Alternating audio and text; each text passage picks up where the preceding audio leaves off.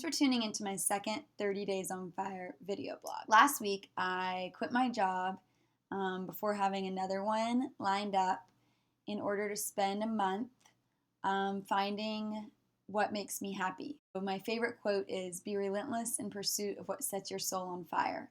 And that's what I'm trying to do. And the reason I'm able to take time between jobs without getting a paycheck is because I've been super diligent about saving money. I think if I can do it, anyone can do it, because I'm no savings guru, that's for sure. But I do have some small, easy tips and tricks to help you save money once you've earned it, and also to help you spend less money in the first place, which for me is the hardest part. Okay, so first, how to save money that you've earned. Number one, something that really worked for me was having an automatic transfer set up, so that whenever I made money and put it in my checkings account, for example, at the end of that month, the bank would take care of transferring a small amount of that into savings. I didn't have to do anything. It was automatic. I thought about it once when I set it up and then never thought about it again. And I did something really small. I did only $5 a month. But over a few years, yeah, $5 a month adds up. So that would be my first tip. Have an automatic transfer once a month that takes a little bit of money from your checking and puts it in your savings. Number two, there is an app for literally everything. And yeah, there's an app to help you save money. We all know about the apps that help you budget, like Mint and that sort of thing.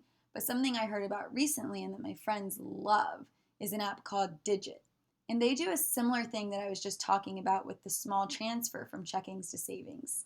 In fact, that's exactly what they do.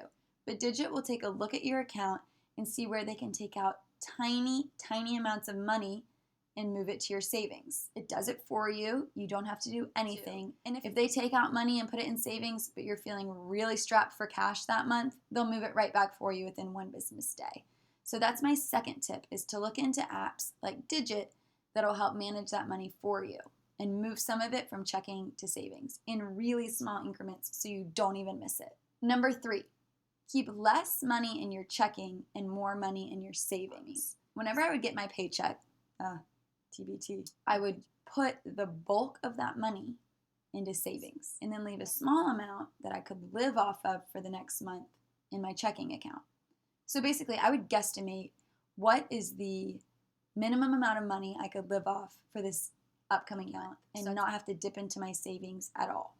Having that number in my checking account mentally set me up to think that that was all I could spend. Even though I knew I had a safety net in savings and I could always move money from savings back to checking, it was nice to think that that was all the money I had. And then if I needed to move money over from savings, phew, I could do that, no big deal. But setting myself up on that stringent budget based off just looking in checkings got me in the mindset that I had to be frugal throughout the month. So those are my 3 tips for saving money once you make it. 1, an automatic transfer through your bank for a small amount of money from checking to savings. 2, utilize an app that does something similar. And 3, keep a low amount of money in your checkings to trick yourself into thinking that's the only money you can spend. So now my tips for spending less money in the first place. Okay, these may sound like silly, obvious ways to save money, but once I made these 3 small changes, it made a huge difference for me. Number 1, buy generic. I'm a total packaging snob. I will buy something 100% based on what the packaging looks like. I'm also a sucker for commercials. If I see a good commercial, I want to run out and buy that brand right away. What I've learned is generic products usually have the exact same ingredients and cost a lot less. I buy generic everything now. Yeah, you may be more familiar with the name brands, and you might even trick yourself mentally into thinking they're better quality, but I'll tell it to you straight. They're not. Sure, there are some things I'll still splurge on. For example, are there still things I splurge on? I think I stick to Kroger brand, to be honest. You'll notice over time that it saves you a good chunk of change. Number 2, my second tip for spending less money is to check the menu ahead of time. Atlanta has so many incredible restaurants, but the thing is, a lot of them are expensive. So when I find out what restaurant we might be going to one night, I'll look up the menu ahead of time. Usually the entrees are like $30. And for someone like me who's trying to be frugal, So I look at the menu ahead of time and decide what I'm going to get. That way, when I get there, I'm not tempted by the pricier items. I've already made up my mind, I've been thinking about it all day, and I know that I'm going to get an appetizer as a meal or a couple side items. If I make up my mind ahead of time and I'm not caught up in the heat of the moment, I can usually stick to my guns. You may be thinking that an appetizer or side item is not going to fill you up, and trust me, it does not fill me up either.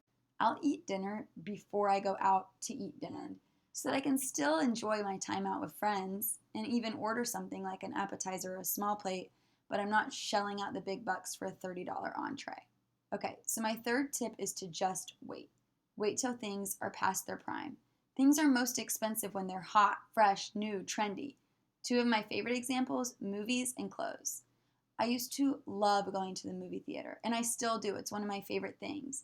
But now it's a treat and something I only do on special occasions. I try to wait till movies come out on demand or on iTunes or something like that to watch them rather than seeing them in theaters. Movies are so expensive. And these days, everybody's on their phone or talking during the movie anyway. I'd almost rather watch it at home. On the rare occasion that we do go out to the theater, I always take my own snacks. Is that illegal? But when you can, wait to watch it at home. Another great example of waiting till something's past its prime in order to save money is clothes. There's nothing worse than buying something and a week later going back and it's on the sale rack. My advice to you would be when you see an item that you really want, just wait. Go back a week later and see if it's been marked down, or go to the outlet and see if they have it there. Movies and clothes, those are two things that I'm trying to teach myself to be patient on. Just wait and you'll save some money. So those are my 3 main tips for spending less money.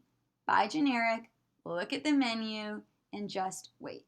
I hope that these tips and tricks will help you save money the same way they helped me.